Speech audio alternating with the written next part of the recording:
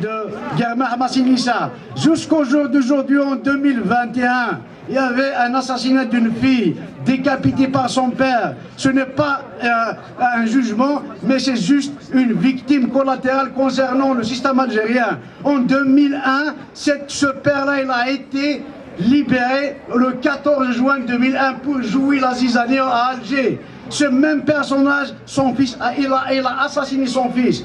Son fils a été assassiné en 2001, jusqu'à 2021 pour terroriser la société kabyle. Mais la société kabyle est toujours debout.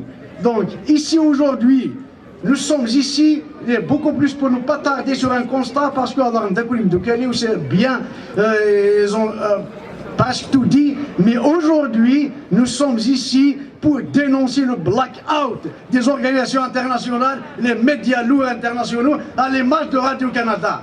Ici, c'est le siège de Radio-Canada. Elle fait partie de ce blackout. Toutes les organisations internationales, sous prétexte de la légalité internationale, elles ont fait la sourdeur sur la question kabyle. Et depuis extant, ils veulent que, nous savons tous que les puissances étrangères, elles vont tout que. Par exemple, l'Algérie en tant que système, pour eux, que l'Algérie c'est un facteur de stabilisation. C'est pour ça qu'ils font le blackout pour des intérêts internationaux. Mais non, l'Algérie ce n'est pas un facteur de stabilisation. La Kabylie, oui, c'est un facteur de stabilisation. Si on aura cette indépendance.